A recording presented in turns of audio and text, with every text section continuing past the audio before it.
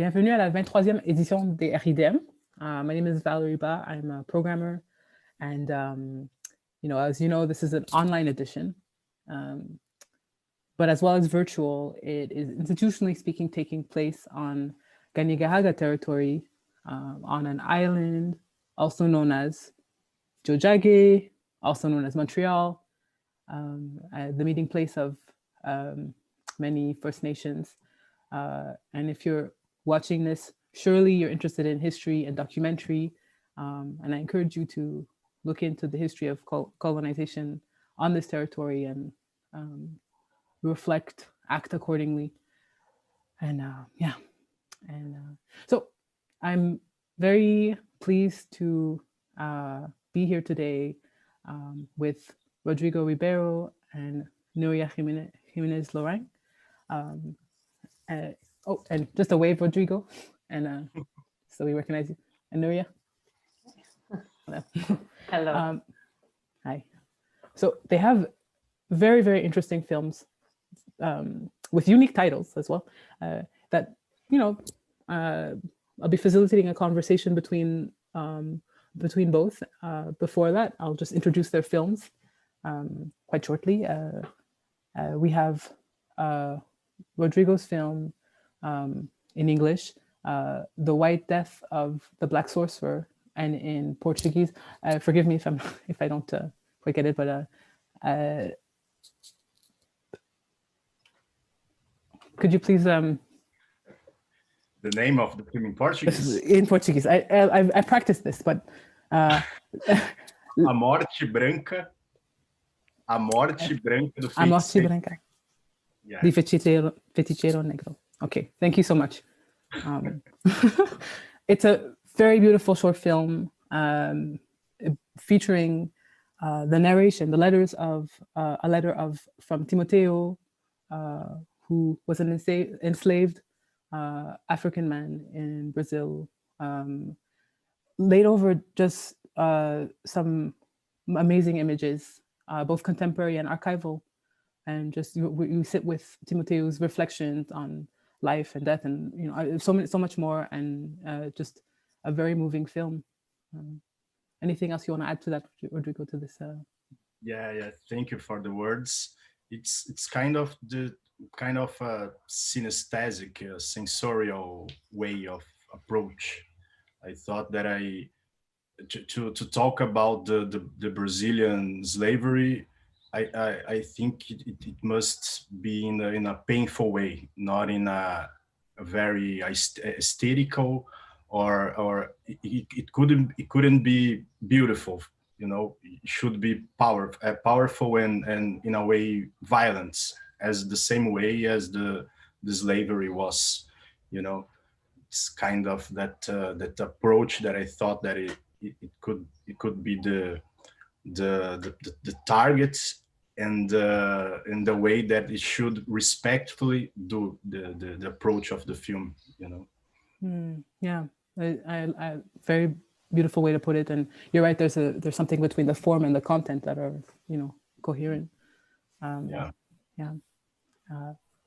we also have in dialogue with this film, Nuria's film, Mexican Bretzel, which is very original. I mean, it's on one level, you're taking through the diaries of a quite middle-class Swiss woman named Vivian, who is, describing her marriage and her mental and emotional states, and building through many anecdotes that take you somewhere, and referencing a guru, Paravinda. Paravadin Kambar Karyapali. Thank you. Yeah, and I don't want to give away the ending of this film, but you're just really taken through this journey, and all of this laid over archival footage. And I understand this was from your grandparents' archive. Yes, we found about 50 film reels, most of them 16 millimeters, but some of them 8 millimeters, in the basement of my grandfather when he died. But I never knew about their existence. So they had been for 40 years in this dark basement without seeing the light. And yeah, somehow I wanted to do something with them. Mm. Yeah, and I mean, they're also quite, you know, aesthetically like just each of them very well composed. Like every I'm wondering about like what the source material was like for you to work with. Well, it was an amazing material to work with, and it was also a surprise to find that it was so well preserved and the images were so beautiful. They show a completely different world, and that also allowed me to have some distance with that images. So it was easier for me to work with them. It was almost if it was found footage, more or less, because also my grandmother, I never, unfortunately, I never had the chance to meet her because she died when I say the dates of the deaths are true. And since I never had the chance to meet her, what I see there, somehow I have established a relationship through the images with her, also if it sounds a bit weird, but that has been also a beautiful part of the process. Yeah. Mm-hmm. And I mean, you're saying two things that I'm very curious about, like the relationship. How did it guide, you know, how you worked with the material? You know, what did you allow yourself to do or not? Yeah. The main thing for me, the starting point was I knew what I didn't want to do, but I didn't know what I wanted to do. I was finding out what I was doing while I was doing it, and I didn't know what I was searching, but I was searching, for something always, I guess, when you are making a film or creating something, and I didn't find out what it was until I found it. So I started with watching the images over and over again. And for me, I put myself a limitation, which was to work only with the found footage I had found and not add additional material, because otherwise I would have been lost. I wanted also to ask Rodrigo, because I saw at the end there were many different archives. I'm not sure if there are a lot of images, but from that time. But I guess for me, it would be very easy to get lost in a fascinating way too, but in these images. And I had to set myself this limitation. Otherwise, for me, it would have been chaos. Yeah, it's good. It's nice to hear about the limits that we put to ourselves in the archive, because in the White Death, it was a search for public domain images, because Timóteo died in 1861, so we searched for the how can I say, the oldest images in public domain in Brazil, just searching for the Black presence in those films, to do that line from the film, just how can I say, to make I don't know, a powerful, with the sound, with the text, but the focus was the Black presence on these past films, kind of that. And as I wish, as I wanted to make this time a little confused, the film advances to the presence, with this camera. So it's kind of like that. And, you spoke earlier about I mean, I'm struck by how much both of the material that you were working with, and especially you, Rodrigo, like there's a certain emotion. I mean, both of you, like there's a certain emotion that is inherent maybe in the material, like in the letter or in the footage? I mean, how did you navigate the emotion of that material or the tone and incorporate that in your films? I'm wondering. In the case of Timóteo, it was very hard to work with a suicide note for the first, the first, it was very hard to get this letter and work with, because it's so, how can I say, you must be completely respectful with that. For the first thing, it was that, and how we should, how can we work with it? It was the most,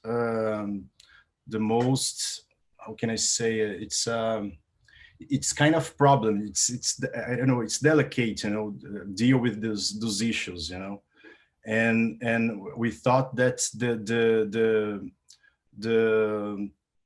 how can I say, the word escaped, but to use that letter in the film, it must don't cut, use the integral way, it was a very much things that we shouldn't touch, must be conserve the letter along the film, we didn't cut, we didn't move it, anything. It's the integral way. And about the images, it was just like that. I said it was the black presence in the film material.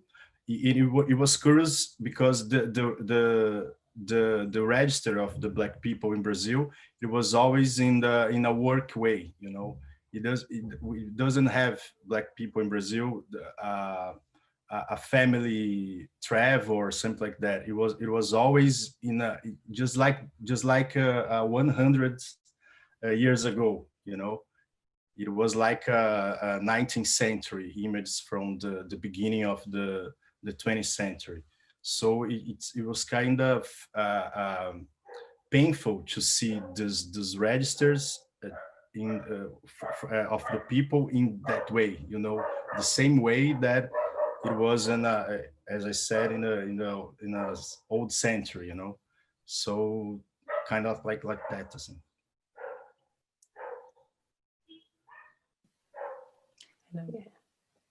In my case, it was of course a bit different, but I share with you the fact of trying to be as respectful as you can with material that we don't own. No, somehow we are using other people's material, and in my case, it was both the images that my grandfather filmed and also the image of my grandmother. So I tried to work from a very honest, respectful place.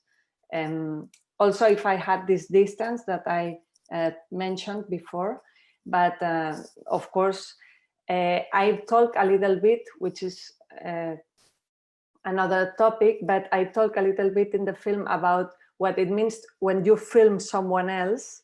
Somehow you are, there is some appropriationism, like from the other, no?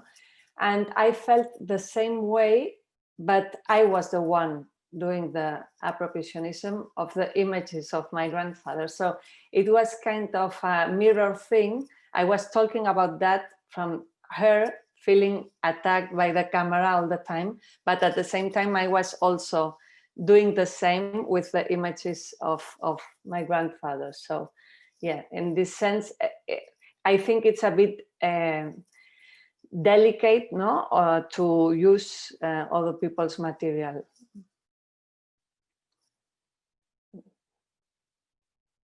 It's interesting. I mean, both of you were dealing with very, sensitive material in sensitive ways. And yet, I mean, we're always in the territory of constructing, a story, constructing reality or truth in some way. I mean, how do you construct reality? How, what are your thoughts on this?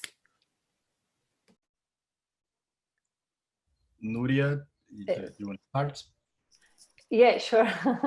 In my case, I always explain this, but I think it's important that because it's very significant. When my mother watched my film, she's the daughter of the couple of the film, okay? So she told me, you have made a more truthful portrayal of my parents than if you have told the true story. And for me, that told me that, of course, you can express a truth through fiction. And probably if I would have tried to stick to the facts, I would have asked my mother about their lives, etc. I would have lied much more. I think there is some truth in the images. I think, but I have searched for it. And that's, I was watching the images over and over and over again. And of course, most of the time, she is smiling all the time, no? What we all do when a camera points at us. But when I watched it for the 50th time, then I started to see some different things. And every time I saw something new that came up, it was amazing. And these little bits of truth, I put them all in the film, because I saw these small gestures or this, well, I mean, in your short film, there is also this face for me of this guy who looks at the camera with, you know, and it stays with, well, it stayed with me a lot, no? I mean, some of the images are very truthful, you know, like we can express a lot through the image. Of course, it depends on how you use it, no? And I don't know, then we come to the sound, but that's another topic. But yeah, talking about constructing the reality, in my case, the images brought me or helped me to build the characters of Vivian and Leon Barrett. Yeah, and talk about reality on those film essays, we can name it. But this reality, it's very curious, because in Brazil, the slavery in Brazil, it's kind of a hard subject, of course, but it's less talked than it should be, you know. So some people, when watch the film, I already read some critics that say that there are those images on the film are the image of slavery, you know. People don't get that it's not, because those circumstances are the same, unfortunately, you know. So this kind of the construction of reality, it's something very, very curious, you know, because in a certain way we induce, I don't know, we sell this narrative as is truth, but in case of the White Death, is something like it's constructing from the film, by the film, you know. Just it's very, very curious in Brazil, the interpretation. Would you like to expand more on that, and about the context in which your film was received, like the truth in the film, and how people were perceiving? Mm-hmm. Yeah. The one thing that is very powerful in Brazil, because the letter, the original letter in Portuguese, there are many errors in Portuguese. The words, you know, because I should say the first thing that I even thought for the film and the text in the movie, that it should be burned in the screen, in the video, something like I didn't want to confuse as a subtitle, a mirror subtitle. It should be pressed, burned on the video to bring some kind of personality to the text, you know. So even for the English version, it's also burned in the video. Yeah, in a way that should be burned, and also kind of a different typewriting, you know. And in Brazil, this kind of things about the Portuguese language brings much attention to the errors, you know, writing from the 19th century, and also the thing that I talked about, the image itself, because it's a lot of films that people doesn't know, you know. It's kind of other subjects, and the film itself brought to this particular words, you know. And it was curious. Nuria was talking about the relationship with the image. In my case, it was very, very curious, because I really thought that it was my parents, my ancestors, in a kind of way, you know, because it's very how can I say, sad. Black people in Brazil doesn't have the family footage, you know. It's very hard for us have our own history, you know, registered. So when you get those precious images from the other times, and you can bring another approach, or even for the photo in the final, that's the original one. It's, you know, it's too generous, it's too impersonal, you know. And the film tries to bring the face of each one of those slavery people. So it's kind of try to get and try to give another meaning for the same image from the past, kind of like that. Wow, I think it's amazing how you were able to, with the material, layer so much meaning and so many ways to read it. I mean, I yeah, responded to it, I think, in the ways that you were intending, and more. And I mean, now that we're talking about, like, you know, the use of image and sound, like the editorial choices that you both made, you know, I noticed, I mean, or could you tell me what you, like, there was the subtitles, but in my memory, there's like the voice, but I'm not sure if there was a voice, you know, and I've seen this thing many times, you know. So, you know, the choice of using sound or voice or not, like, and I extend that question to you as well, Nuria, about like your choices around sound and how you layered it. Nuria starts. Okay. For me, it was very clear that I wanted to have a part of the film in silence. I read part of it, and also that I didn't want to have a voiceover of Vivian. First of all, because I didn't want to give that much information about her. I wanted exactly what you've said, Val, to hear that voice, but in your head, as you imagine it, and not as I tell you. And the second one is because that allowed me to use the sound the way I have used it, which is to express much more the emotions of the characters and to underline their obsessions, and not that much ambient sound, no?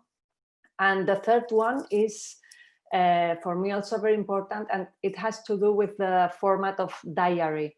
And that diary usually is meant to be read, not to be said aloud. And somehow there is a kind of sacred thing in that silence. There is something that you only share with this piece of paper, and that belongs to you and to this piece of paper. And I didn't want to break that silence. And it's something very intimate. And I guess with a voiceover, that would be completely broken. And well, also finally, because of course, some of the things, if you have written something and then you say it aloud, it sounds also a bit fake somehow, no? There is something in the written language that belongs to the paper or to the reading mode for me. Yeah, same case for the White Death, that I thought from the initial that we shouldn't give a voiceover, because it was kind of for me, it's like I don't know, betrayal, something like that. You know, we shouldn't use any voice. The text on the image should be the powerful as itself, you know. And as for the sounds, I thought from the beginning that should, from the first second until the finish, it had to be a kind of noisy sound, a sound that accommodates, I don't know, how can I say in English, something like that, to bring a heavy atmosphere for the film. So it was kind of like that. I thought from the beginning that should be in a certain way 3 different parts: the sound, the text, and the video. That should be a life itself, for to in the end be just like one, you know. So it was very important to be powerful in these 3 levels, and the sounds that I think that brings the sensorial, the sensitive way to the movies, to the film, you know. I think is that. Yeah, I think it's very interesting, because absolutely this trying to find the balance between all these 3 elements for me was also a big challenge. No, is the images on one hand, the text in your case is very powerful, and the sound is also very powerful. So it's difficult also to find, no, the balance that between the 3 elements. But it's also, I think, from a creative point of view, it's also interesting, not to do that. Very challenging. Yeah. Very challenging. You know, it's interesting that, you know, the similarities in your projects and the you know, despite that they are in different worlds. You know, normally I just want to mention, we would be in a packed room with a lot of people, you know, and there would be this bouncing of ideas. And, you know, since in the absence of that, I would love to give you the opportunity, if, you know, if there's anything that's come to mind, any, you know, questions you might have for each other, you know, please feel free. No sé, for me, it's not a question, but for me, it was amazing. So when I tried to talk about the life of a person, no? And sometimes I read short stories, and I think always, how can this writer have the capacity of telling me that much of one person in just, you know, 20 or 50 pages? It's amazing. So I was trying to find out how I could talk about one person as everything, no, as much as I can, and alive in 70 minutes.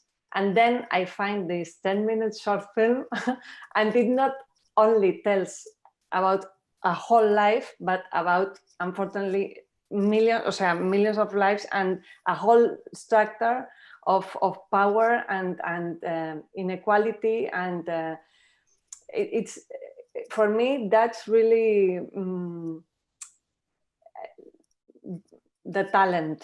It's like a punch in your stomach, but also it's a poem. It's sad, and I think there's beauty in it. Sorry if you don't like it. I understand what you meant, because there's the violence too, but I think it's a very beautiful way of punching someone, and if you can say that, sorry.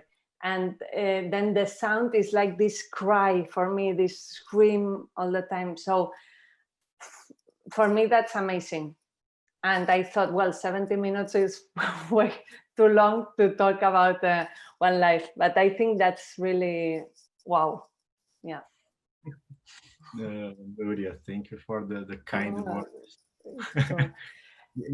It's good as you said that the beauty. I agree in terms of the. I was very anxious about make a move that it's too much hard to watch, and it's you said balance, the balance to make people can watch your film.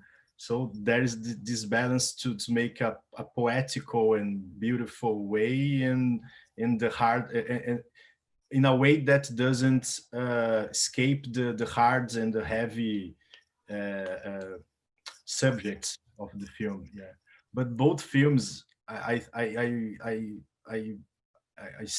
saw the Mexican Bretzel and the White Death. It's a kind of movies, kind of films that I really like, because it's a how can I say, in this documentary way to push the limits, you know, to try to make something that it's not you know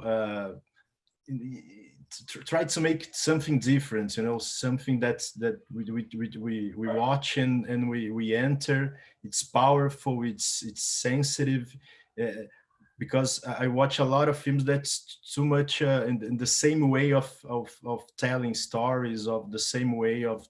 It's very nice to see move like yours, that push the limits, that make us, when watching, immerse the story as in the use of language and the narrative. So it's very nice to see movies, films like that. Really, I really like.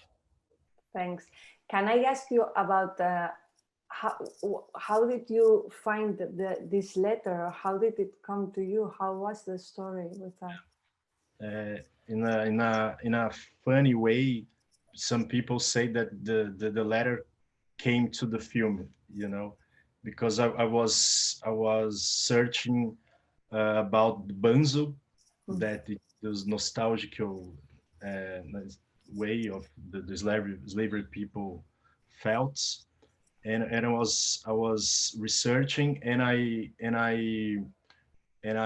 found academical work from a guy that I didn't know, that published in the early 2000s. It was very heavy, very hard material, because it was about the suicidal slavery in 19th century. A lot of heavy stories involving families, involving a lot of people. A brilliant work from this teacher. So in this context, it was this Timotheo's notes, you know, and it curious that it was the only material, because the other stories, it was just verbal, it was nothing like this letter, you know. So from this work, from academic work, that I found the letter. And I remember that when my girlfriend came to home that night, I was very, you know, I was crying. It was very hard, you know.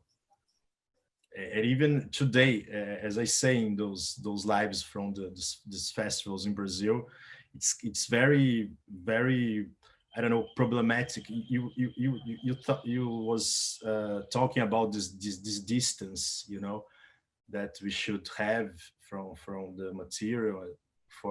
And for my case, I learning, you know, just like how can I work with this without so much pain or something like that. I'm learning until today, you know. how to No, deal with. yeah, I can also imagine that the finding of the letter was like very hardcore, no? To find these words and this letter and this whole story is very heavy. Yeah, Yeah. totally.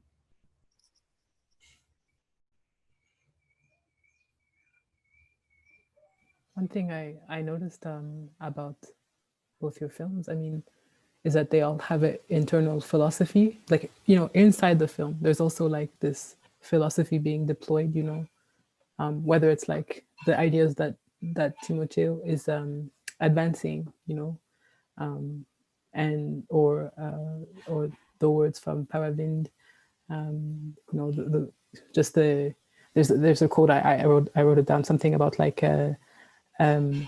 lies being another way of telling the truth, you know, and so it's interesting. I mean, would you like to talk about the philosophies even of inside the films? I'm not sure if I can say that there is a philosophy inside my film, although I feel flattered, but I don't think that's that much. I just made up this guru, no, this, which is a kind of a cliche, but it helped me a lot to, you know, express some things I just wanted to express, and that maybe in a diary they would sound a bit forced, no, and that's why it helped me a bit. But I think there's also this construction of realities also in the case of the film, they also work inside the film in the sense that she's, well, when you write a diary, you're also reconstructing a bit your own identity, your own life, no? Somehow it's the words that you want to tell you yourself. And it's the same with the camera, the things what he films, no? He's also kind of reconstructing a life that probably has nothing to do with reality. But at the end, I think we all do something similar. And there's also the desire to believe in things, anything that can help us, whatever, God or a lover or a magic pill or a guru. And then at the end, things always fall apart, no? But the time it has lasted, it was at least good. And that happens inside the film and also with the film itself. And I don't think there is any more philosophy. Sorry. Oh, good. Yeah, in my case, it's kind of sharing the pain, you know. It's kind of from one perspective to tell a history that in fact it's about a lot of us, you know, black people in diaspora and something like that, you know. It's like in even a therapeutical way, something like that, like therapy in a way, that to share, you know, because in fact I was it's not a critic, but I was seeing a lot of movies that the black experience in Brazil. I mean, it's always something like it's like powerful. It's like colorful. It's like a lot of good things, you know, that it must have. But at the same time, I think that I in a in most personal way, I think I should be more I don't know, more truthful to myself and bring a story to other side, you know, the side of a reflection of pain or something like that, you know, that because in Brazil it's not easy at all, you know, to be a black woman, a black man, you know. It's in Brazil, black people are the majority of the population. At the same time, we don't have representation in a political way, even in a cinema, even in industry of cinema. So it's kind of a lot of levels. I think I should, in a kind of way, share those hard issues. I should say, you know. I'm curious. I mean, this is like a bit of an aside, but I mean, we can't ignore that like a lot of the viewing experiences and the ways that in which your films are traveling or you're traveling with your films is like virtual. Is that, you know, how is that impacting you? I'm wondering. For me, it's great that, I mean, it's the first film I've made in my life. I mean, I just made a short film before that, but for me, it's, I'm very grateful that the film is being seen in other parts and other countries. And it's always very interesting to listen to some of the people who have watched it and then tell you the things that have caught their attention, or what they have liked, or if the film has touched something, or they can identify with something of the film. And for me, that's a kind of wonder, no? It's amazing, and I think films always have this capacity of being a mirror of the person who makes the film, and also of the person who watches it. And if you can share something very intimate from you with another person you don't know through a film, for me, that's amazing. And that has happened to me. And actually, I've met wonderful people thanks to the film. And it's like speaking the same language, you know? Somehow, suddenly, someone from the other part of the world speaks the same language than you. And maybe it's a way of, yeah, I don't know. It's beautiful to be able to share something that I think is very personal with other people. Yeah. It makes you feel less lonely with your own language somehow, you know. In my way, it's kind of that too. To share, it's funny because when you release a film, it has a life itself. You know, you don't control anymore, even the way people feels or the way they interpret. You know, and it's like that. I tried to make a film that had intention to incommodate, to be violent. At the same time, people think, and it is in a way a beautiful film, you know. So the film when we release it has a life itself, you know, and it's kind of very, very. I learn with the people too, you know. In Brazil, we have a lot of great how can I say philosophers, black philosophers that already wrote about the film. That so I can even learn, you know, through the other's eyes about the slavery or about the movie itself.